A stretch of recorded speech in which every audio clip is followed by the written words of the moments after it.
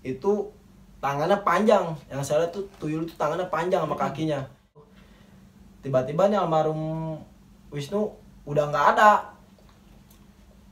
Kalau menurut logika saya kan ini cepet banget, hitungan detik ini orang udah nggak ada di lokasi. Padahal jarak kita ya 1,5 meter lah kurang lebih.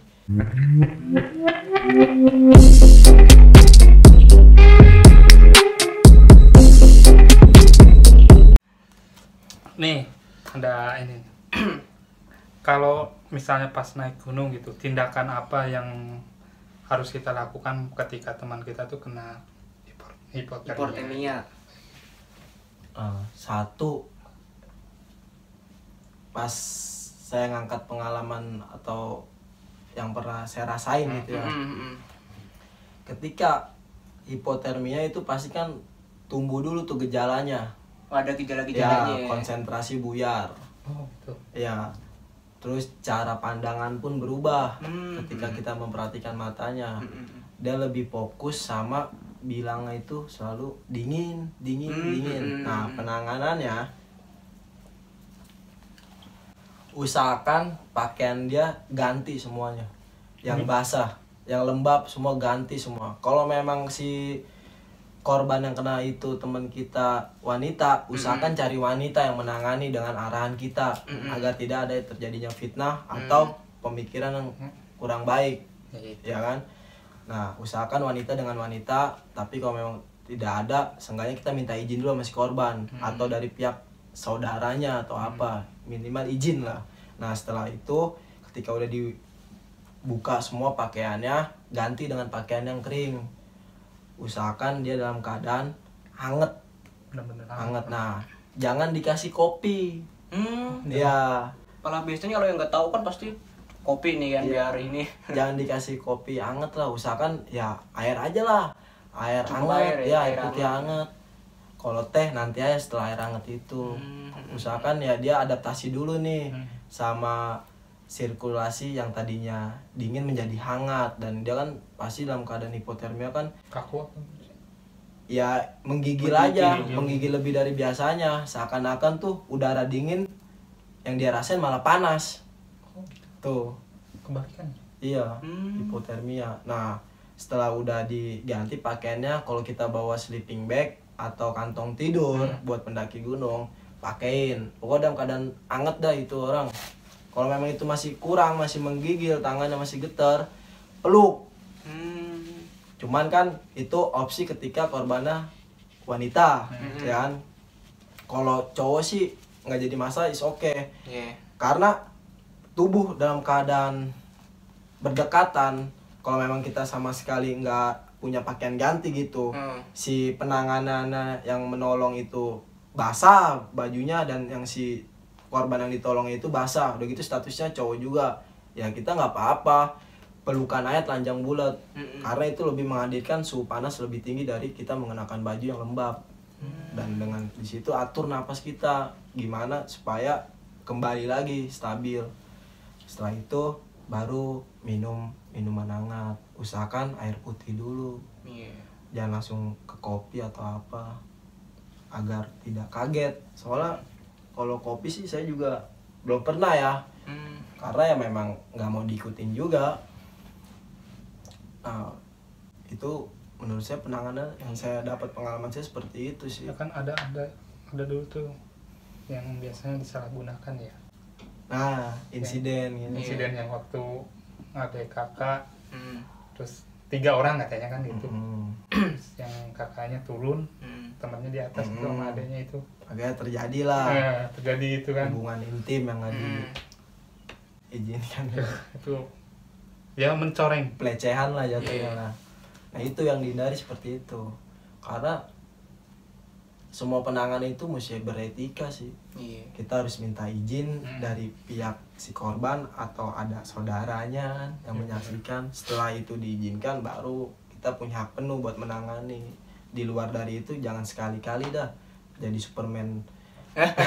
Ngerasa sini peluk gitu kan. Iya. Superman tak bersayap ya. Tapi kan peluk-peluk tangan kemana gitu kan. Bahaya. Iya. Tapi untuk ini Bang, kalau kejadian mistisnya ada nggak? Nah, Pasti ada lah. Nah, Itu wah, kalau masalah ada selalu pasti ada. kalau mistis sih saya lebih banyak mendengar suara ya. Suara ya. Suara. Kalau dikasih pandangan jelas itu cuman pas pendidikan latihan dasar saya aja. Oh, tapi Pas- pernah berarti? Iya, Itu tuyul itu tuyul. pertama Oh. belajar itu Itu langsung pertama kali naik gunung saya kan ikut Madupala tuh. Udah 2012 juga. 2012 itu. Gunung apa itu? Gunung Taman Nasional Gede Pangrango, cuman lebih tepatnya itu tempatnya di daerah Joglo. Maksudnya Lembah Joglo. Kalau naik dari Cibodas. naiknya bukan, naiknya Cianjur. dari jalur pendidikan, Oh, jalur plottingan kita.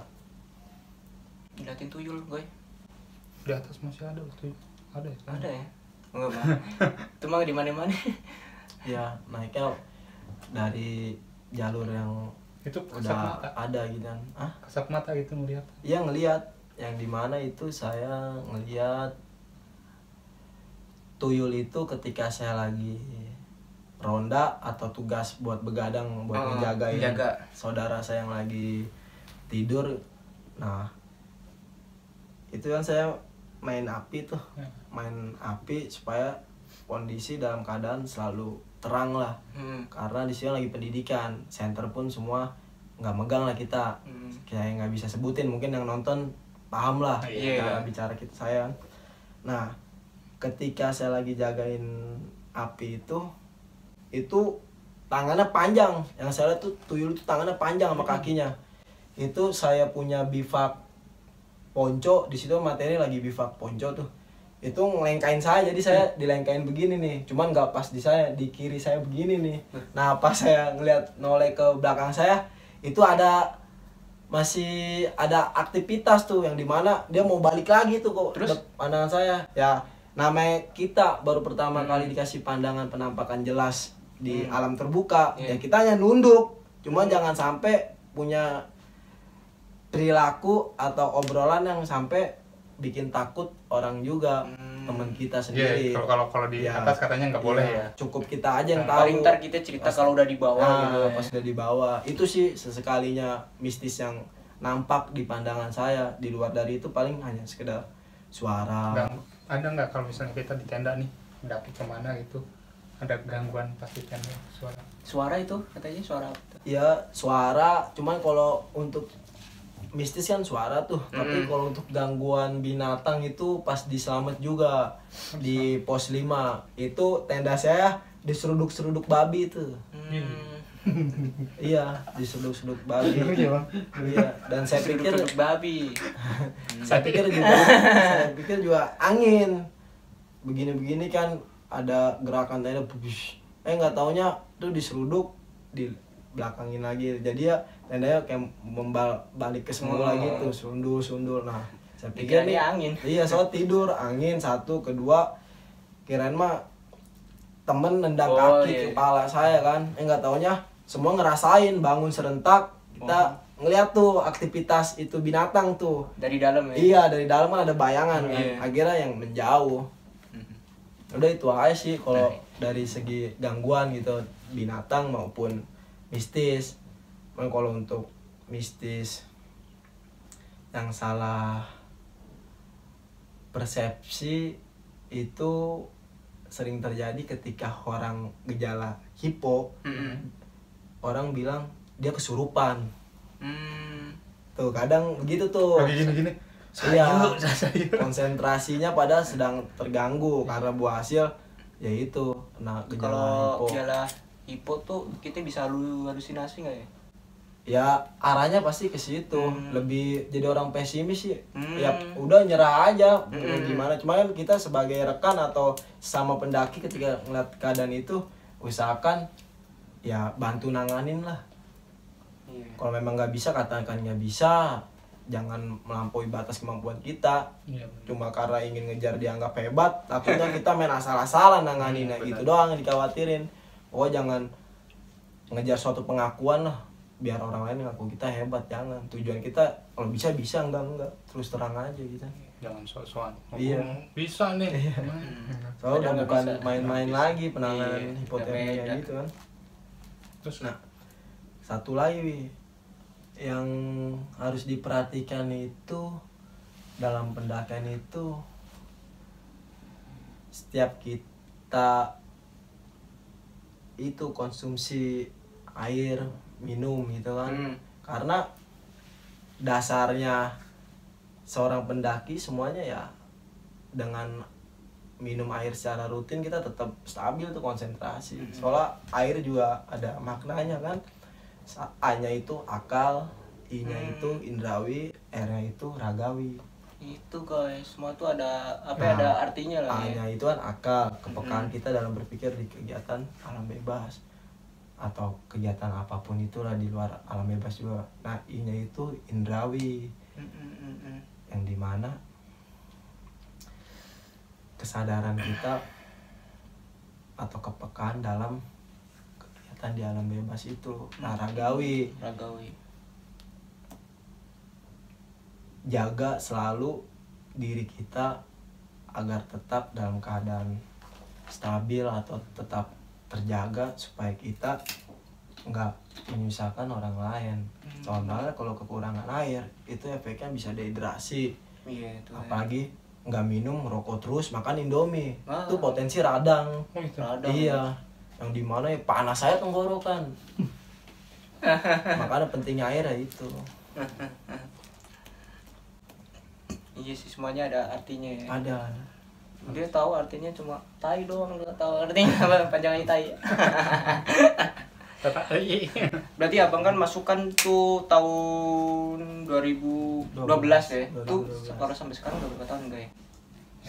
12, 13, 14, 15, 16. 9 tahun ya. 9 Nah, 9 tahun tuh. Selama 9 tahun tuh udah gunung apa aja nih yang udah didaki tuh?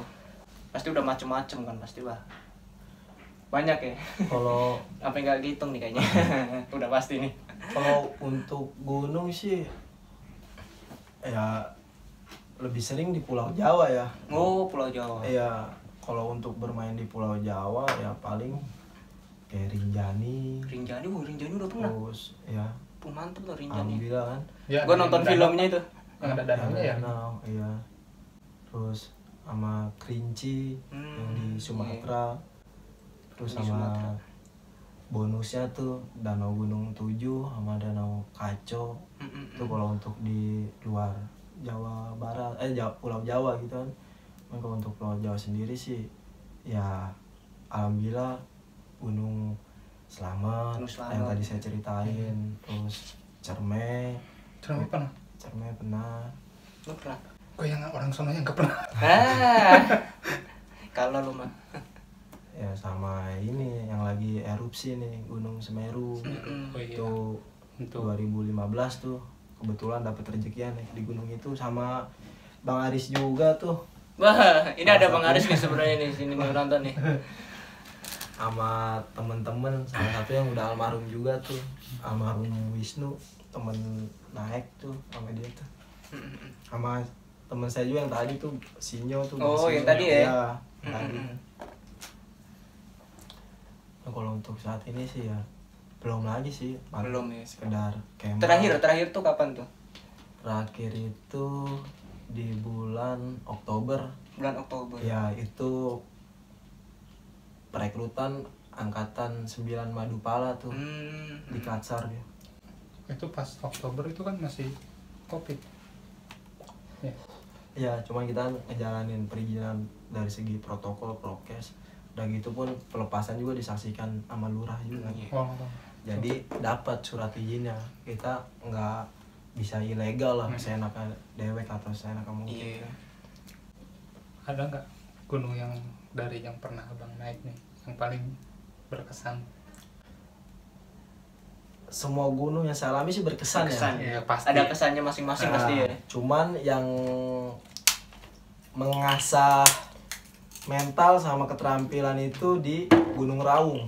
Gunung Raung. Letaknya di ujung Pulau Jawa, Banyuwangi. Apa itu kesannya tuh? Ya gunung itu mesti bawa alat kita. Masang rock climbing lah dikit gitu kan. Sama rappelling sedikit juga. Nah, itu juga dinobatkan salah satu gunung terekstrim di Indonesia sama tingkat Asia juga. Setelah ada gunung yang di Asia juga kayak Cina atau apalah itu di luar. Cuman di Indonesia ya itu kategorinya Raung. Gunung Raung. Kalau untuk trek terpanjang kan di Indonesia Argopuro. Ya itu yang dikenal orang, tapi masih ada gunung lain yang treknya lebih panjang juga. Cuman ya saya pribadi juga nggak bisa nyebutin atau gimana, karena ya memang belum pernah kesana gitu kan. Kalau ke Lawu pernah? Ke Lawu alhamdulillah pernah. Wih, bawa jam. Iya. Nah itu pas. Mama Bang Haris. Bah, ini Bang Haris Ikut lah. Tapi ini nggak ingat. Kapan tuh? Nggak ingat ya? Kita ke Lawu, abang sama Bang Dewo bang. Kalau Iya. saya terakhir sama almarhum Wisnu. Wisnu ya. Iya, abang masih Anggi masih Bagas kan. Oh iya. Iya bener gak? Betul. Yang ada badai katanya. yang bareng Berarti beda. Merbabu bareng. Merbabu ya. Merbabu bareng sama Bang Bareng Aris. Kalau Merbabu. Lawu saya ya itu lagi ada tugas dari organisasi buat ngedata gunung itu. Oh iya, Merbabu yang ini. Iya, Merbabu. Dan naik Gunung Lawu yang dimana ya ada cerita kesan juga, yang dimana teman saya itu tidak seperti biasanya lah, Nah, ini yang lebih mendekati pertanyaan-pertanyaan dari segi kok temen gue bisa begini, apa faktornya, yang dimana setiap jalan beberapa langkah, lebih tepatnya 5 langkah lah, dia selalu minta istirahat buat berat gitu ya, ya? Ngomongnya berat. berat buat izin ngerokok atau sekedar istirahat sebentar. Akhirnya saya ikutin seperti itu dan langsung saya singkat aja ya, sampai di mendekati puncak ya. Itu juga kebetulan saya sampai ke puncak Gunung Lawu itu nggak lewat Boyem tuh, dari pos 4 tuh langsung ke arah puncak. Yang dimana pas kita jalan itu nggak ketemu pendaki sama sekali tuh setelah pos 4 tuh. Di situ ada burung tuh yang sifatnya itu petunjuk jalan menurut teori ya kan. Oh ini burung ini nih yang waktu itu gua pelajari nih.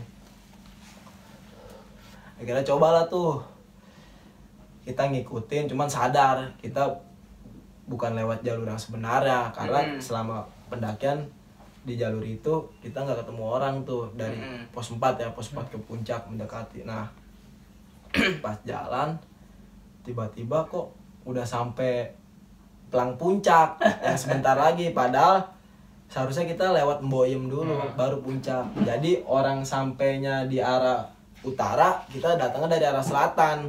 Nah di situ bingung lah tuh orang tuh, kok ada jalur sini. iya abang jalur naiknya dari situ, lewat mana bang?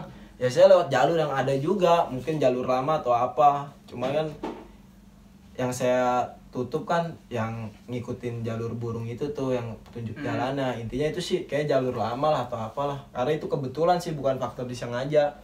Cuma kan poinnya alhamdulillah kan selamat dengan tempat yang sama, puncak kan. Akhirnya pas udah pengen sampai puncak, tiba-tiba temen almarhum Wahyu juga minta izin nih untuk istirahat sebentar kan. Sob, istirahat dulu sebentar, mau sholat zuhur dulu. Oh ya udah silakan, sholat lah di situ tuh ibadah. Nah saya sama teman saya terus sama almarhum Wisnu nih duduk jarak satu sama lain itu kurang lebih 1 meter sama 1,5 meter lah. Nah setelah almarhum Wahyu udah ambil air wudhu nih, saya juga kan yang nyiapin gitu kan, maksudnya yang ngebantu dia buat wudhu kan. Langsung tuh mulailah ibadah, dan kami bertiga ngejaga dia supaya barangnya nggak tertiup angin atau ke bawah angin kan. Setelah duduk, nggak taunya kabut datang nih, kurang lebih 12 detik lah tuh kabut, kurang lebih 12 detik nutupin pandangan kami yang dimana radiusnya 1 meter sama 1,5 meter tuh. Tiba-tiba nih almarhum Wisnu udah nggak ada. Kalau menurut logika saya kan ini cepet banget, hitungan detik ini orang udah nggak ada di lokasi, padahal jarak kita ya 1,5 meter lah kurang lebih. yang dimana kalau kabut masih bisa kelihatan, tapi ini kabut bener-bener gelap tuh, yang dimana pandangan segitu pun gak kelihatan. 12 detik bertahan begitu tuh ngelewatin kami, nggak ada. Saya jadi khawatir dong, dan saya juga nggak mungkin langsung ninggalin orang yang teman saya yang lagi sholat. Akhirnya ngelarin dulu teman saya yang sholat zuhur. Setelah teman sholat zuhur, ternyata dia juga sadar pas habis sholat. Setelah berdoa, si Wisnu mana sob, kurang paham, yaudah rapi-rapi yuk, carilah nih kita bertiga nih, aneh. Terus Musa sama almarhum Wahyu tuh setelah sampai puncak, nah itu orang juga nggak ada tuh, teman saya tuh yang si almarhum Wisnu. Nah ini cepet banget, di puncak juga nggak ada. Nanya lah sama pendaki, bang ngeliat teman saya gak, orangnya seperti ini dengan atribut yang sama saya kenakan. Waduh saya nggak ngeliat. Wah makin khawatir dong, sedangkan jalur itu cuma satu kalau dari arah puncak ke Mboyem. Nah setelah saya nanya beberapa pendaki, salah satu ada nih pasangan nih yang jawab dengan bikin tenang. Oh saya lihat tuh bang, tadi ada tuh arah bawah. Nah saya arah bawah berarti Mboyem dong. Nah itu saya punya usul nih sama temen nih berdua nih, total jadi 3 kan. Yaudah sob, kita ke bawah, opsi bersih aja, bikin 3 jalur yang dimana ngumpulnya dalam satu titik. Akhirnya bikin lah nih tim sapu bersih nih, ada yang arah jalur yang nggak keliat, pokoknya ke bawah dah tujuannya dah. Sambil teriak-teriak nama dia kan dengan bahasa ya passwordnya atau kode lah, QQ atau namanya. Pas sudah sampai bawah, mendekati pos ekstra atau pos 5-nya Gunung Lawu gitu, itu orang nggak ada tuh teman saya tuh si almarhum Wisnu. Nah setelah dari situ kami mutusin nih, ya udahlah kayaknya di Mboyem dah, mungkin tadi kita nyarinya kurang teliti nih, balik lagi nih ke Mboyem nih, naik lagi nih. Nah pas ke atas naik lagi, teman saya yang dari Kalideres sama teman saya yang dari Jakarta juga ketemu. Nah lu udah di Mboyem, si Wisnu mana? Oh gue nggak ngeliat, kata dia begitu. Nah saya makin khawatir nih, kok bisa nggak ada yang ketemu, sedangkan pendaki yang pasangan itu ketemu. Saya penasaran dong. Akhirnya saya mutusin buat naruh keril, istirahat di Mboyem bertiga. Saya langsung ke dapur nih, mesen makanan nih buat makan siang kan. Posisi kan itu kurang lebih jam 1-an. Pas dari Mboyem, saya ngeliat nih ada bekas minuman soda atau apa tuh, botol lah kayak minuman soda gitu, sama susu. Nah saya ngenalin nih, ini almarhum kalau dalam keadaan capek pasti minumnya itu tuh, soda sama susu tuh, ataupun ya yang bersoda aja. Kata dia sih selama masih hidup kenal saya biar angin keluar gitu kan, bertahap gitu kan. Nah saya langsung nanya, bu ini bekas minuman siapa? Oh tadi ada tuh, abang mas mesen sama pakaiannya kayak kamu. Udah saya tenang tuh. Nah nggak lama saya di situ minta izin tuh sama pendaki yang lagi istirahat, bang minta tolong bang, kalau yang punya korek atau yang punya kamera flash tolong nyalain, bantu saya nyenterin setiap sudut kan Mboyem gede ya bang ya, lumayan lah gitu, gelap juga. Dibantu sama dia tuh, dinyalain korek sama flash tuh, sama saya juga nyalain senter kan. Akhirnya ada tidur di pojokan. Nah dari situ saya pikir, dalam logika saya, ini orang bisa cepet kayak gini gimana? Apa memang kitanya yang lambat buat memperhatikan, atau memang dia ada hal yang nggak bisa kita jawab dalam logika gitu kan. Soalnya hitungan beberapa detik tiba-tiba ngilang di pandangan. Nah itu tuh yang mistis, dan setiap kejadian itu selalu berulang tuh, yang dimana setiap 5 langkah atau 7 langkah kurang lebih itu minta istirahat. Nah terjadi lagi nih di dalam rombongan itu, ada temen saya, kakaknya dari temen saya juga yang Musa itu kesurupan. Tapi ketika ditanya lebih spesifik, ternyata melihat sesuatu, karena faktor dia kebetulan di kegiatan itu lagi ada, yaitu datang bulan. Oh cewek. Iya mungkin ya darahnya amis atau apa. jadi bingung dah tuh harus nanganin yang mana nih. Cuman posisi di situ kan rada jauh pergerakan buat turun ke bawah, akhirnya satu-satu dah. Dua orang ini almarhum Wisnu sama almarhum Musa saya suruh buat ngedampingin yang wanita itu kan, cewek itu buat turun tuh cari pos yang bisa istirahat atau orang lain biar bisa bantu nanganin. Nah almarhum Wisnu sama saya nih paling belakang nih, udah saya nemenin aja tuh dari pos 2 nya Cemoro Sewu. Saya kan naik dari Cemoro Kandang turun Cemoro Sewu, pas dari Cemoro Sewu pos 2 nya itu sampai ke pos 1 udah saya tuh ya gitu argumentasi soal nih lu songong, kenapa lu sering marah-marah di pendakian ini. Bukannya songong, ini waktunya udah nggak pas kalau buat kita debat atau gimana. Nah faktor dia bisa nyampe ngomong kayak gitu, saya udah ngambil kesimpulan begini, ini kayaknya opsinya buat nanganin ini orang teman saya sendiri tuh almarhum.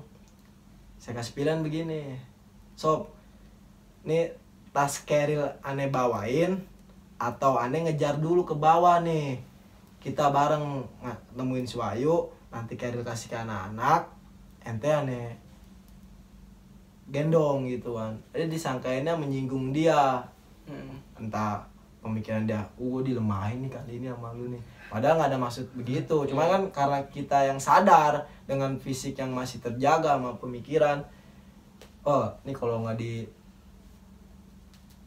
cepat ditanganin nih buat sampai ke pos, kayaknya ini dah bahaya gitu. Soal waktu udah gelap juga, itu posisi udah setengah 9 malam itu. Itu berarti lewat itu dong yang kata orang apa tuh, pasar goib. Kalau untuk pasar goib sih kayaknya itu di Candi Ceto dah. Lewat Candi Ceto. Ya itu jalur Candi Ceto. Ya, kebetulan saya nggak lewat situ tuh. Saya naik dari Cemoro Kandang turun Cemoro Sewu. Itu kalau mistis yang di Gunung Lau, ya sebenarnya bukan mistis sih, cuman ada insiden yang nggak bisa dipecahkan sama akal kan. Nah itu tuh kalau di Lau. Karena ya memang kalau saya pribadi percaya akan adanya itu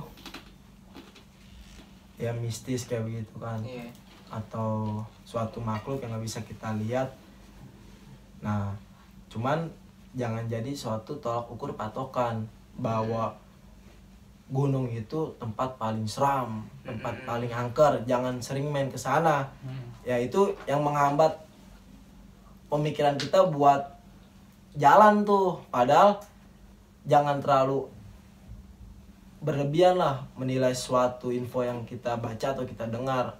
Pelajari dulu, ambil poin pentingnya. Karena kalau dibilang gunung itu tempat paling angker, tempat paling bahaya, ya semua tempat di alam bebas bahaya semua. Gantung kita mengendalikan dari tujuan kita ke situ untuk apa, dan ketika udah berkunjung di tempat itu melakukannya apa aja. Selagi itu masih dalam keadaan lurus atau baik, yang nggak perlu ada kekhawatiran lebih sih. Iya, karena sikap kita baik, feedbacknya pun insya Allah baik. Kalau urusan orang hilang di gunung nih, karena di maaf kata ya, bukan nggak percaya, diculik setan atau bahasanya kan, atau disesatkan sama makhluk halus. Cuman menurut saya sih kita percaya akan hal yang dimana itu setiap tempat itu ada makhluk gaib yang harus kita jaga perilaku kita. Cuman sebelum itu kita jadikan asumsi, kita cermatin dulu. Soalnya ya sejatinya sih nggak ada setan yang membunuh sih menurut saya. Setan nggak ada yang membunuh, tapi dalam kehidupan ada yang menyesatkan. Intinya begitu. Saya percayanya itu sih. Mungkin kalau memang tersesat ya faktornya kalau diambil dari segi teoritis kan, wah ini mah mungkin dehidrasi, akhirnya konsentrasi buyar, nggak memperhatikan jalan, jatuhlah ke jurang. Nah cuman kalau untuk yang tidak ketemu ketika sama tim SAR atau sama Basarnas, kalau memang ranahnya itu sampai ke pembahasan hal gaib atau hal mistis, itu bukan kapasitas saya tuh buat ngebahas itu bang. Soalnya cuma untuk yang mengerti aja. Kalau saya sih berpikir apa yang kita tanam pasti hasil yang baik kita tuai, itu doang sih. Iya itu coy. Itulah, banyak Banyak ya yang gitu dibahas, ya. poin-poinnya untuk para pemula. Iya, buat para mamang juga nih yang ya banyak yang belum tahu ya kan tentang daki, cara-cara ya kita daki lah, edukasinya. Terus tadi yang kata-kata survival tuh gua juga baru tahu Iya. ya kan, ada artinya sendiri. Ya, gitu guys. Terus ada nama rimbanya kan? Ya, Apa itu? sebelumnya saya mau memperkenalkan diri nih. Iya, Oh iya, harusnya siap. aduh dari awal.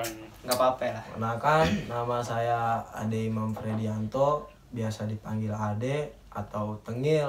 Oh iya. Nah, untuk Tengil tersendiri itu nyamannya orang manggil saya sih.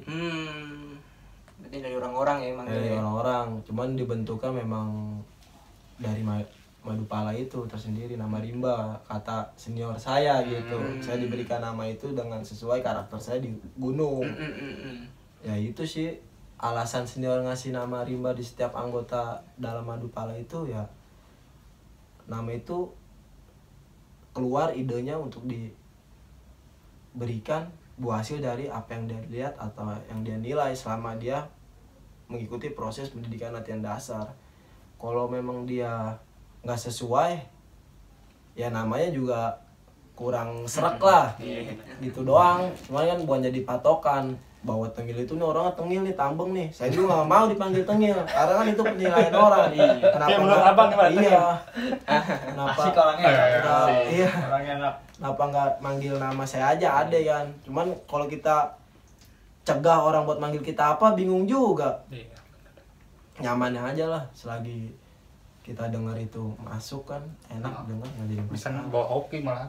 Oke. Itu nama Amin, amin. Igoy bawa hoki nggak Igoy? Hoki banget. Hokinya apa itu?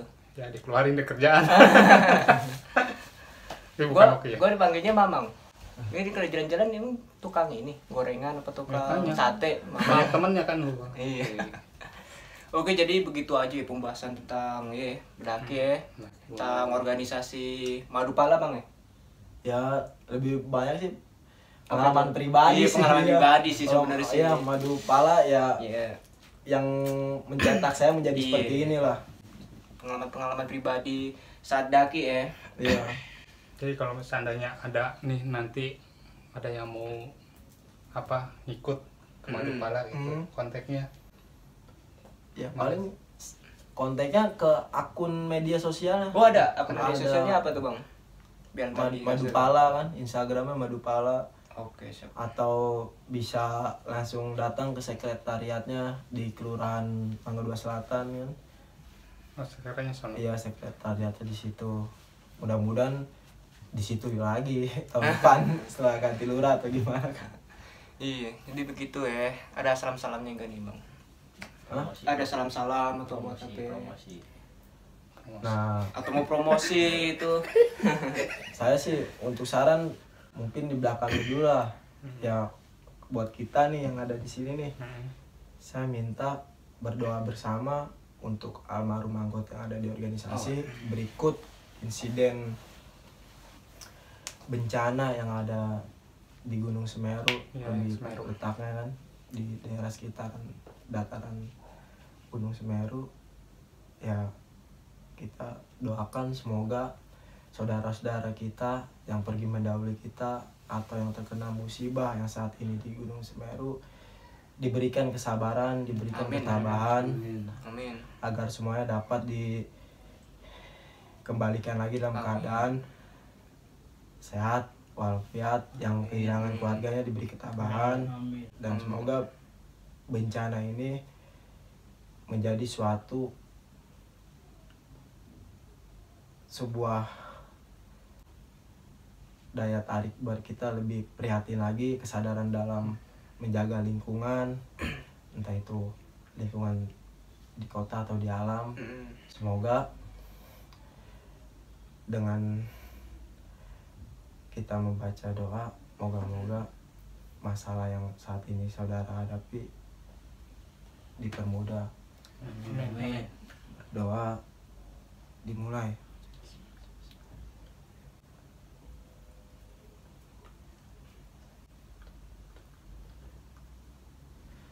Udah selesai. Udah, makasih Bang. Amin ya robbal alamin. Oke, ada yang mau promosiin nggak nih, Bang? Ya, untuk promosi ya yang pemilik channelnya aja dah. Nanti tinggal cantumin aja Bang. Apa tuh? Iya, namanya Tengil Outdoor. Tengil Outdoor. Iya, Tengil Second Outdoor sama Tengil Trip lah, akun IG-nya gitu kan. Ntar biar gua ini deh. Iya, makasih Bang. Oke, siap. Oh, makasih banget udah jauh-jauh kemari loh Ini kita. spesial banget ya. Spesial pokoknya, banyak pembelajaran. Iya. Sama. Kita setiap bintang tamu datang tuh emang spesial semua. Siap. Sama belajar Bang. Iya. Oke, jadi buat para mamang begitu ya. Banyak banget nih edukasinya ya kan. Banyak banget dari Bang Tengil ini. Ya, kalau boleh kasih saran untuk teman-teman nih yang udah ada keinginan untuk mendaki gunung atau berkegiatan di alam terbuka, entah itu ke pantai lah, Yeah, atau pantai. mendaki gunung atau camping biasa atau susur goa, usahakan perhatikan tuh hal kecil yang wajib dibawa dari segi peralatan sama logistik, sama cari info untuk mengenal Tempat tempat yang akan dikunjungin. Betul. Ya, agar lebih ada kesiapan ketika kita melakukan kegiatan itu dan minimalisir suatu insiden yang Nggak terduga-duga ya. yang nggak terduga dan tidak diinginkan kan. jangan menganggap sepele lah jangan. Iya, Ya gue, jadi begitu guys. Podcast Mamang kali ini banyak pembelajaran ya kita ya hari ini ya. Banyak banget. Yang Gue kita yang nggak banyak tahu nggak ya. tahu Iya. tentang masalah naik gunung, gue banyak yang nggak tahu ya. Iya, apalagi gue ya kan banyak yang nggak tahu. Oke, jadi begitu aja ya buat para mamang. Thank you banget nih Bang udah nyempetin waktu ya buat kesini ya. Ntar kita podcast lagi di gunung. Iya, kan kapan ya podcast di gunung? amin. Kita kapan-kapan. Iya, Semoga kasih kesehatan lah. iya, semoga sehat semua lah ya. Amin. Oke, jadi begitu podcast kali ini. Apa gue? Jangan lupa like, comment, subscribe-nya channel Agun Julajir. Oke, thank you. Dan untuk para mamang yang mau mendengarkan Spotify, Iya. untuk abang ini ada yang mau diinikin channelnya? Salam lestari Ya, penutupnya. salam lestari untuk semua saudara-saudara saya di kalangan pecinta alam Oh. atau teman-teman sama pendaki gunung. Ya. Semoga selalu diberi kesehatan serta Amin. rezeki yang stabil lah. Amin. Jangan kekurangan atau berlebihan. Amin. Takut nggak masuk akal.